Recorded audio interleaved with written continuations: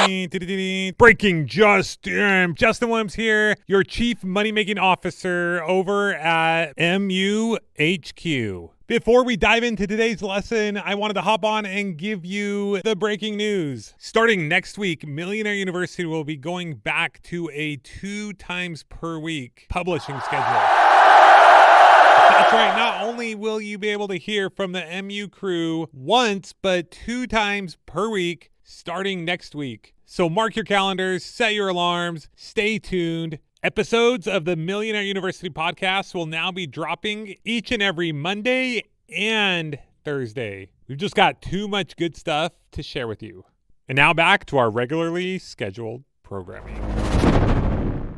A lot of people, they just say, I've got this pillar piece, I'm just going to do it. That's it. And maybe that's all they can do at the time. I get it. But now with some of this technology, like when I go live, I don't have to do anything except press a button and I can pull in comments from everybody and build up my YouTube. And I can also build up my LinkedIn because I'm going there and people are watching there and I can see their comments. So don't limit what you think you can do. See what you want to do and try to find the technology that will actually help you make that happen.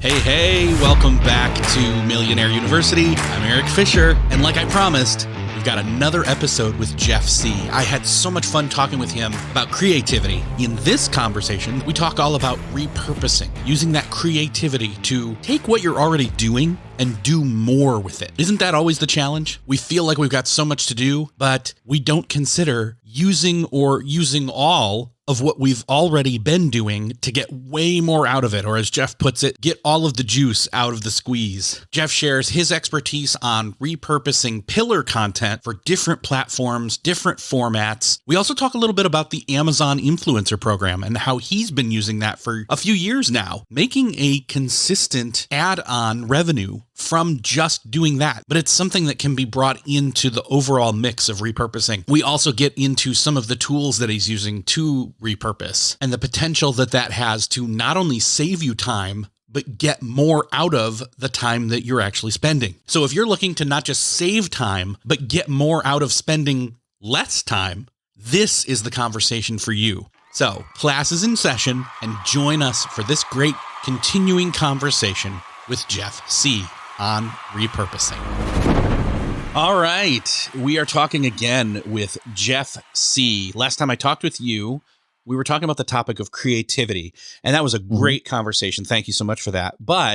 And obviously we're friends in real life, so I give you thanks all the time. Well, I pretend. I like to think so. We pretend. But yes.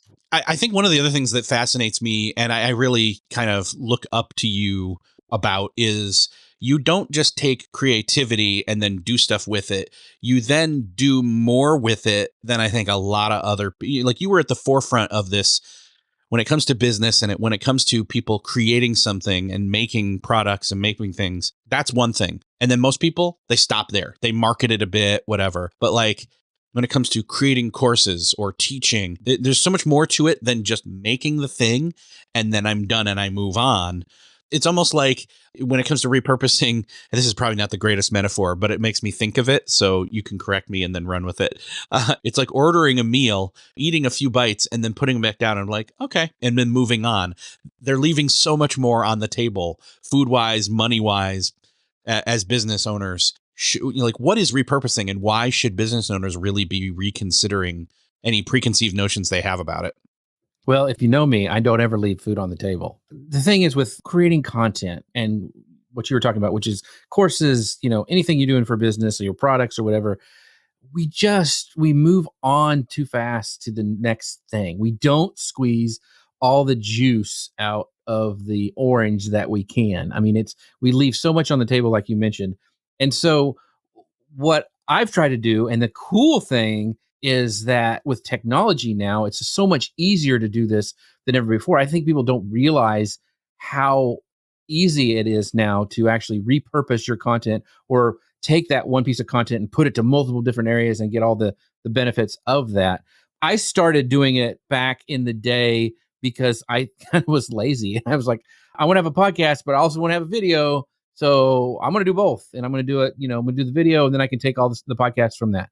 And then that kind of grew into more and more things that you can do. the thing about today's, and the way I see it in the future, is that people are going to consume content where they feel like they want to consume content. Some people, just like my parents now, even are like, hey, did you see this guy on YouTube? And I'm like, YouTube's a big place, Dad. Like, there's a lot of stuff on there. And he's loving, like, he's watching these carvers and these cowboy, cookers that are out there. And he loves to consume content on YouTube. He doesn't go on Facebook, or he doesn't go on Instagram, but he wants to consume that content. And it's not so much that, when I first started, it's like, you need to focus on one place and put it there and build from there and then go. Now with the technology, like, I do my live show and it's going to all the different places, and I have people making comments from all the different places, and I can pull them in to my stream and talk with them. I can tell that they're from YouTube because they're there. They like the YouTube platform. That's where they spend their time. I've got people who are watching stuff on LinkedIn because they're in their business and they like to see my content come up and they like to interact with me that way. So, that's one of the benefits of repurposing, is you're going to places where people are already there consuming your content, because just face it, it's hard to create content, and let's not reinvent the wheel every time to try to figure out how to, I've got to do shorts, reels over here, and I've got to do this over here. How about we create our pillar piece of content and then put it for places where people want to consume it?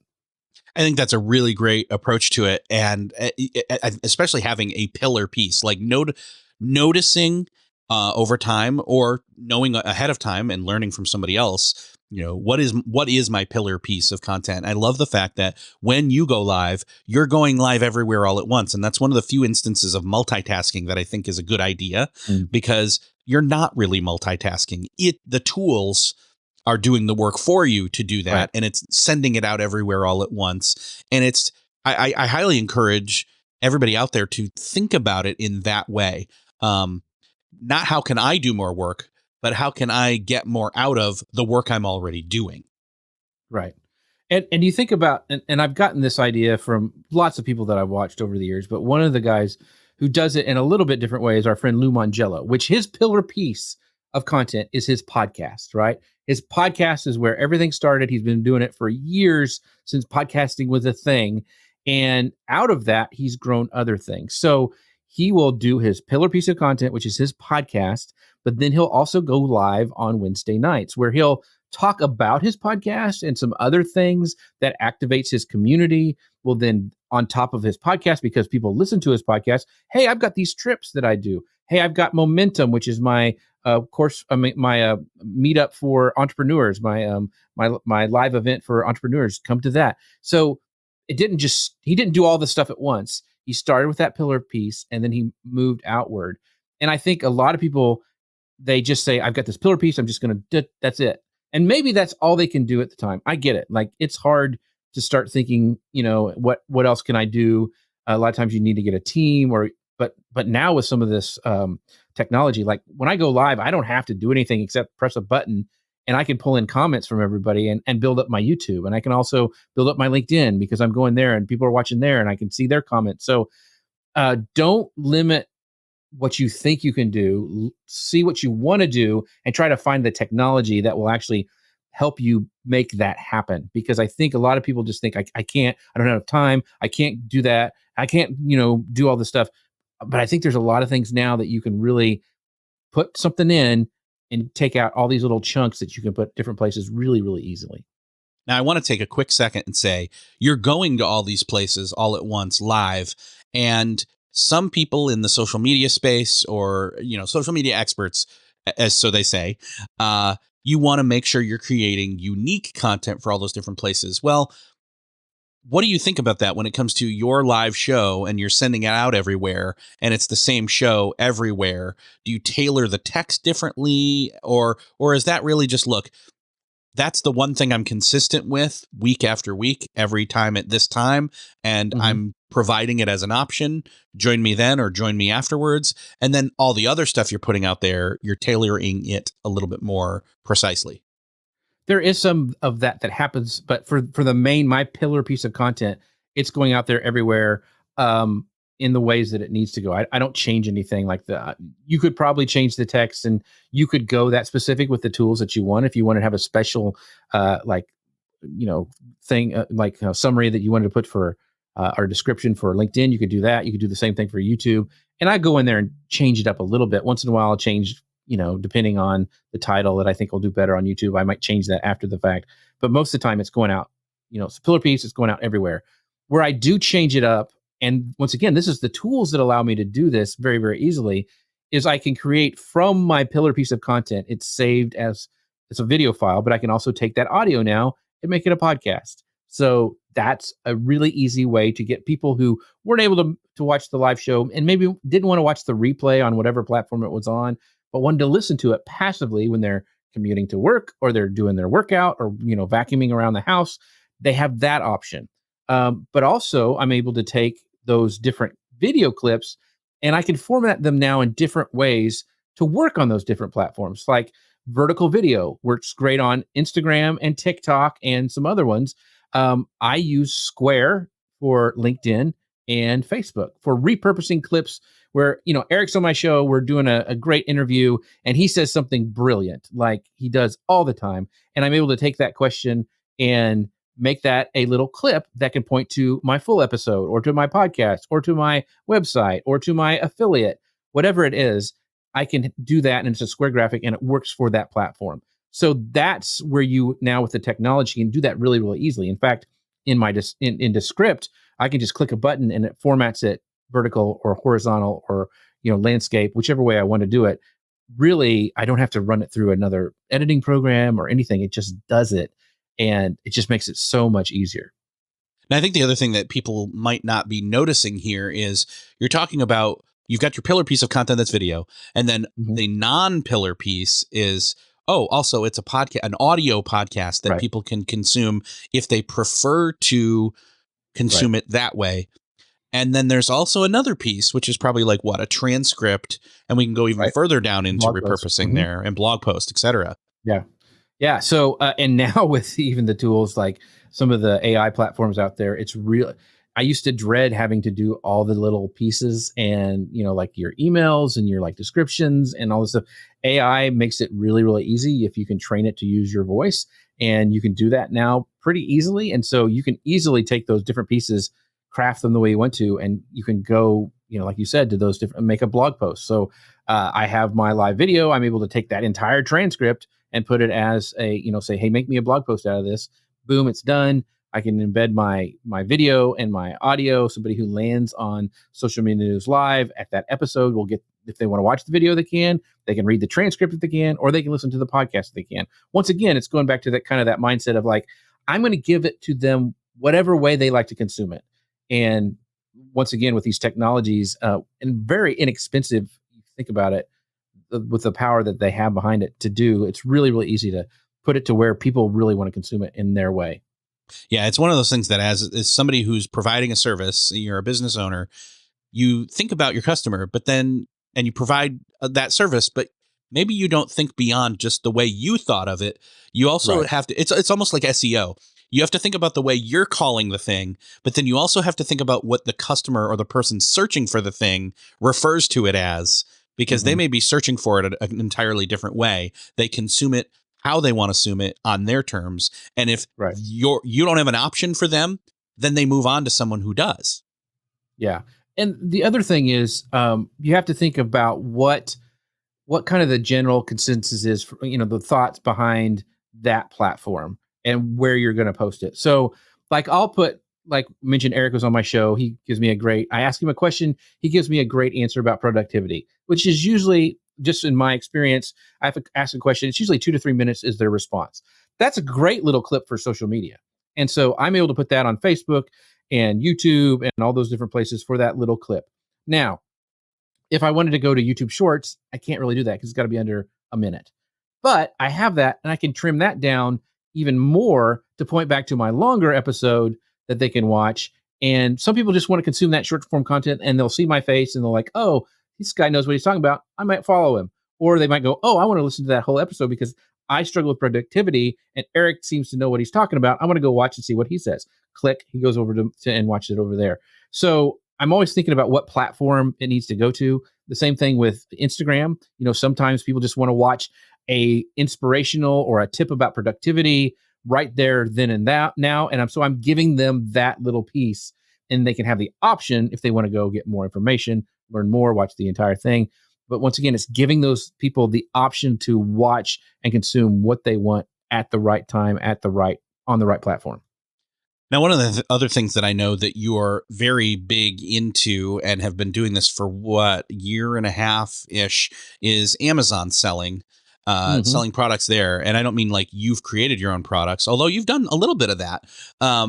But you've done this thing where you're taking advantage of the Amazon selling affiliate selling stuff, or the creator. What is it called? It's Amazon influencer program. Yeah. And that's an option that a lot of people don't realize is available to them. How does repurposing, like, what's the workflow and what's that look like? Like, talk about the Amazon influencer program.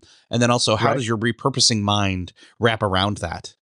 Right. So one of the things is like, it's stuff I already use in my house. I'm like, why not do a video on it and make some extra money on it? I love like monetizing my hobbies or things that I have already. That's, to me, that's like the ultimate repurposing. But what's fun about it is when I go and have like, Eric's an author, and or like Mark Schaefer is an author. A lot of the people who have my show have a book a lot of times. Well, I'm able to take that show, and we mentioned we go everywhere, all the time. I'm able to take that show and actually go to Amazon Live, and people can actually purchase that book down in the carousel, and I can make sales that way. But it also really makes my guests like, I can sell my book on his show. And I've gotten guests because they know that I go to Amazon Live, because they know that they can promote their book. And every author wants to sell more books. And so being able to do that, one, it's helped me get really good and better guests. And also it makes me look good to them, and they want to come back and all that kind of thing. So that's one way.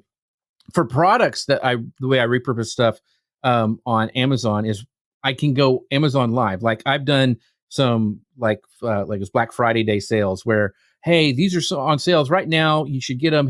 This is the Logitech, mouse. It's really great. You should do that. And then I kind of run through like my best sellers that I found during the Black Friday day sale. And I do a live show on Amazon about that. Well, the cool thing is, because I use Ecamm, I'm recording that as well.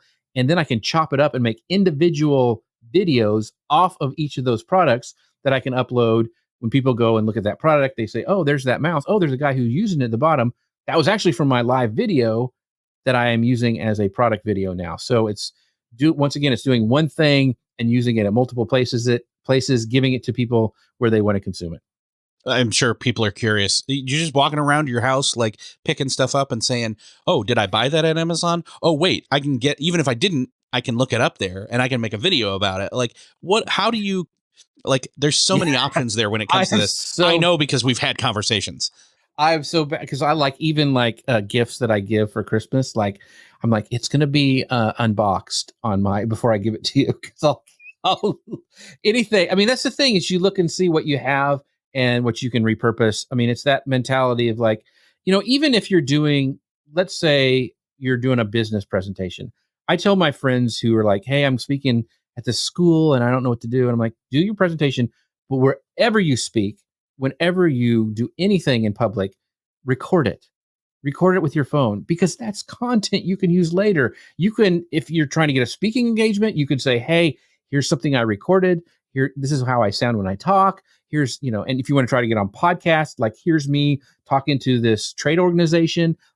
There's a clip in here that I could use. So always think about how you can repurpose content, because I really do think it's a mindset. Like, don't just do things one time. How can you use it other places? Like one of the things that, and I just did a thing for AgoraPulse, and they had me do a presentation for them. And they said, hey, after you're done, you can use it for whatever you want. So that's going to be a little mini course that I'm going to use for a lead magnet to get people on to my mailing list. I mean, always think about how whatever you're doing content wise, you can repurpose it. You don't be sleazy about it, but like try to use it as many times as possible. Back in the day, the pioneers, they would use like the cow for everything. They would like, it would be their banjo strings. It would be their bookmark for their Bible. It'd be a piece of leather that they would get. I mean, so they would use everything. And we're like carving off the choice pieces and then throwing the rest of the cow away. And I want to like use every piece of content I can, because it is hard work. That's what I was getting at with the restaurant metaphor earlier, but you kind of you brought it out in a different way that's better, more clarified. So, and again, that you repurposed my thought and made it your own. And then, no, I'm kidding. I think one of the other things. That's a good point, Eric. That's a good point. There's a difference between repurposing and then stealing people's content and putting it in your own. Because you mentioned Amazon before. I try to put my face in my Amazon videos because so many people will download that and steal it and upload it as their own and trying to get the affiliate stuff. So it's really hard when you have a face like mine that it's kind of hard to fake it. So when you're trying to repurpose things, don't copy what other people are doing. Make your own stuff and slice it up and dice it. We're not talking about copying somebody else. We're talking about repurposing your stuff, not repurposing somebody else's. Have you had, I know you work with a lot of different people. What are some of these success stories or things that you've seen, like where repurposing has really made a huge difference for them? Or flip side of that, you see people and they're not using repurposing and they're leaving so much on the table. I'll go with the negative, first of all. I see, and you are going to get on me for this, but I see so many good podcasters that I would man, I would love to see that guest. I would love to see that guest. And most podcasters are using technology that records video already. It's just taking it to that next step where, okay, I got to be comfortable with video. I got to get my guests comfortable with video. I get it. It's a big leap, but I'm like, oh my gosh. I have some friends who've interviewed some amazing people. And I'm like, that would have been huge on YouTube. That would have been great to see that person. So, and then I've seen people who've actually done that and have got those guests and have made, some really big jumps. I mean, I don't want to put anybody else, put anybody on the carpet, but I just know for my own business, being able to have all those different pieces, because when you're done also, like when I have a guest on, I'm like, hey, I have all this recorded. It's all going to have a transcript. It's all going to have video. You are more than welcome to use that.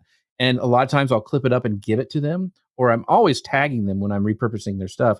And they most always share it back to their audience.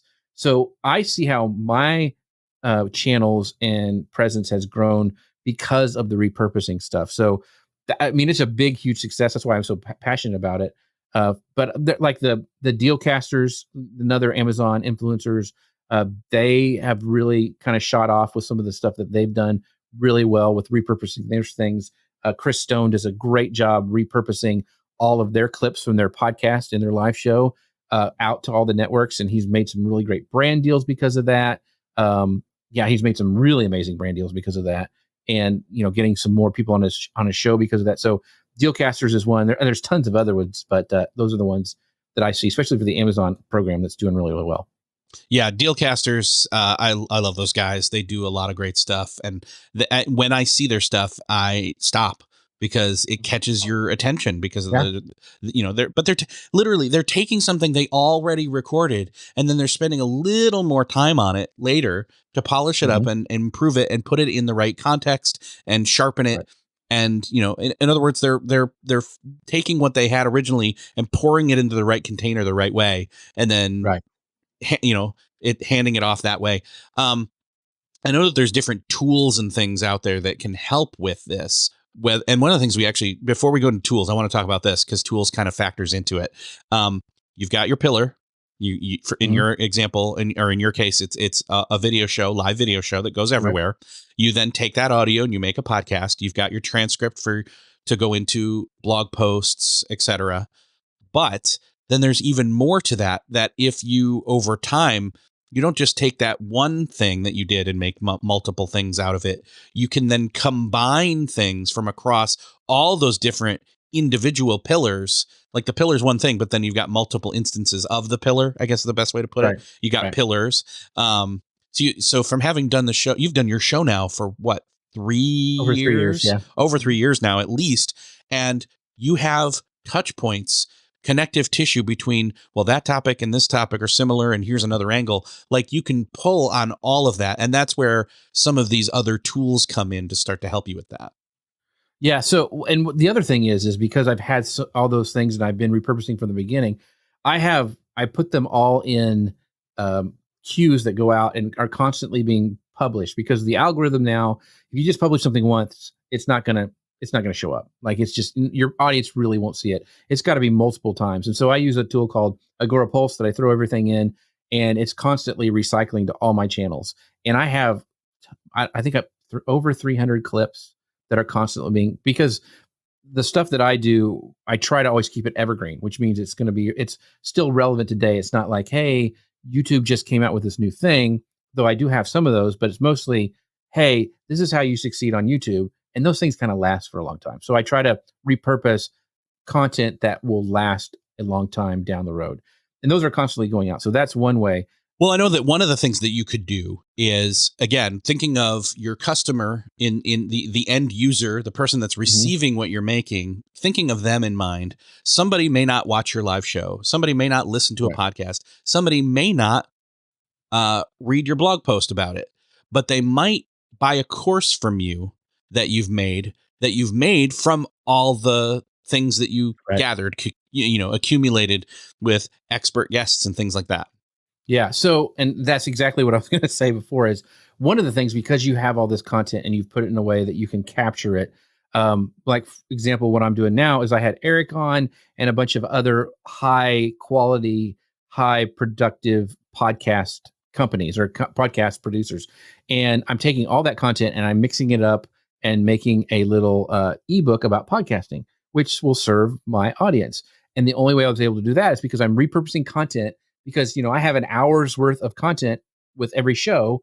That's a lot of content. And being able to take those, masters of their craft and take it and pull it out and put my words to it and create something new for my audience is a really big deal. And those people will actually download that or buy it or whatever, even though if they listened to that episode before, because they want it in all one place. It's not that I think Jay Bear said, just because you have the ingredients doesn't make you a chef, right? So being able to take those things and combine those up in ways that are easily digestible or consumed by your audience is super important. Just like you were mentioning, you can make all for me, example, I do a show about social media stuff.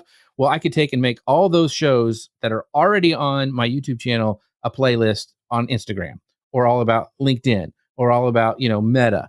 And that would be somewhere that somebody could go and consume that really, really easily.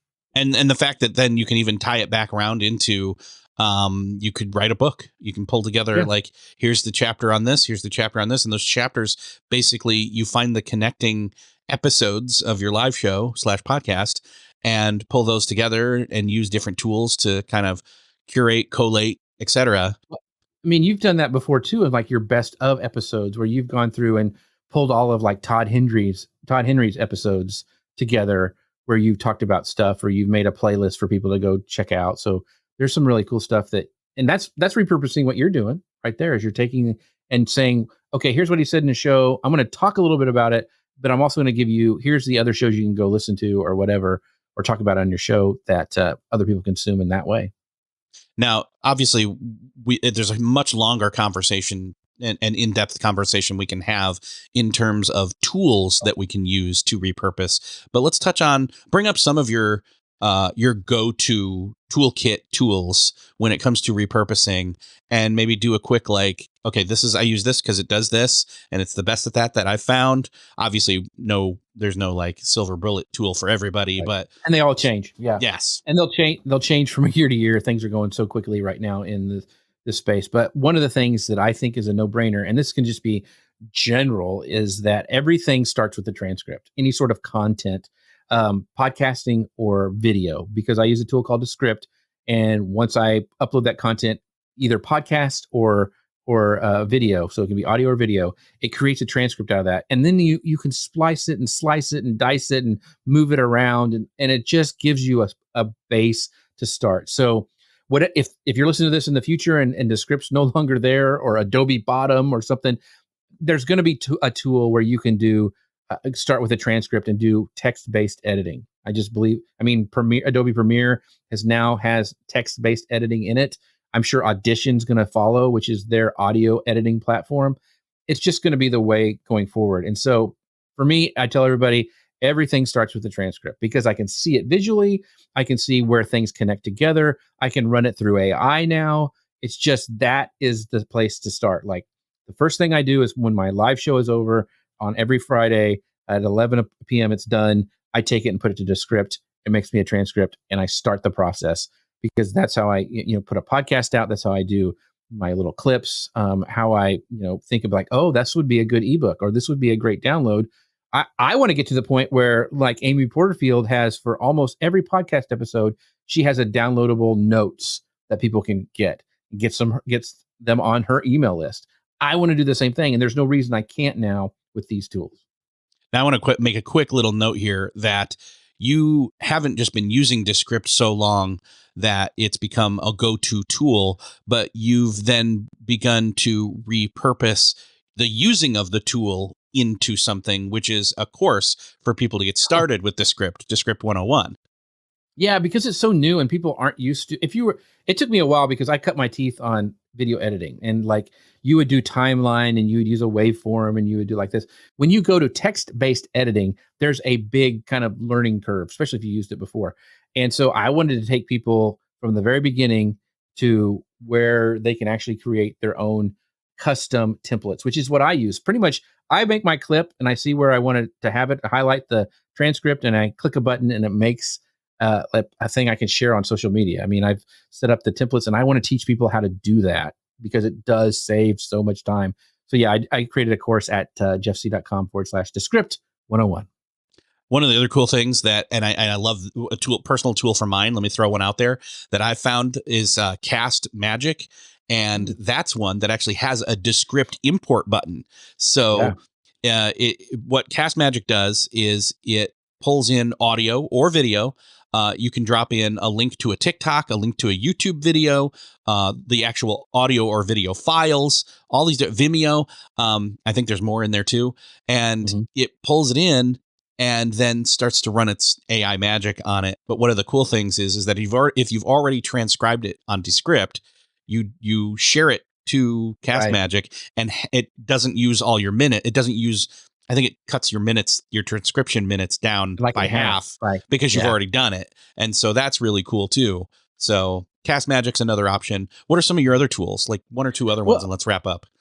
Well, one of the things is you kind of get your workflow down, and we're using Ecamm right now to actually record this in. When we're done, Eric will hit end video or end broadcast, and it will give him a send to Descript button. So Descript is integrated just like it is in Castmagic to a lot of different places. And so in being able to do that, and listen, it took, uploading and downloading to get to different tools is such a time waster. And I am so thankful that I can just click a button in Ecamm, it goes there. Descript, you can actually send it once you're done in Descript to YouTube and Castmagic and whatever you need to. Descript also now has a thing in it called Find Best Clips. It's their AI version where after I do a show, I can say, hey, give me some like heads up on what are some you think are good clips, and it will kind of find them for me. So that kind of cuts down the sorting process. So that's that kind of stuff. Instead of having to upload and download to a captions platform and all those different things, being able to do that all in Descript is such a big time saver. So we got Descript, Castmagic. What else did we mention? Ecamm's a multi-purposing tool. That sends your video everywhere. We love Ecamm. I use it for screen capture to do some stuff with. Descript has, if you're using a service like Loom or something like that, where you record little segments to send to your team or to clients who are asking questions, Descript has something built in that actually does the same thing and gives them a transcript that they can read along as well. That's built in with it. So there's, just like Ecamm's big on, you can use it for presentations, keynotes, and recording, podcasts and live video. Descript has a lot of great features that you can use for multiple things too. So any tool that you can use multiple places. Alton Brown, my favorite chef, he always says he won't ever have anything in his kitchen that only does one thing. So that's kind of the thing now with software. You don't want to get software that can only do one thing. You want it to do as many things as it can to speed up your workflow. That's why I love Ecamm, Descript, and Castmagic, like you mentioned. All great tools. And there's many more out there, but we'll have to have a whole other conversation about that at some point. So, Jeff, in the meantime, tell people where they can find you and give me the link again to the Descript course for people that want to check it out. Yeah, they can find it at jeffsieh.com/Descript 101. And that's, you want to find me and all the stuff the crazy things that I'm doing, you can go to jeffsieh.com. That's S is in Sam, I-E-H, I before E, especially in C, how my mommy taught me to say my name. And that's where you can find all the stuff that I'm doing. Awesome, Jeff. Thank you so much for sharing, and we'll see you soon. Thanks for having me on. So in closing, I hope that you really got something out of this. I hope that not just picking up certain ideas and tools, but that your mindset and your approach started to adjust, and you were able to see that there's a whole lot more that you can do to leverage the effort and energy that you're already putting in and get even more out of that time and energy that you're spending, but that you can also spend less time and energy. And so it's multiplying on the front end and the back end. And as you go forward, you can think about how you can repurpose your pillar content or product or your main focus of your business. And that also that you can use that to look for a way to reach new audiences and showcase your expertise and transform your ideas into valuable assets and services and products, whether it's using tools like Descript for text-based editing or Castmagic or other AI tools for audio or video. But there are endless possibilities for you to maximize the value of what it is you have to offer. So embrace that potential of repurposing. Let it elevate your impact on what you're doing, because the world is waiting for your message and your service. So go make it happen.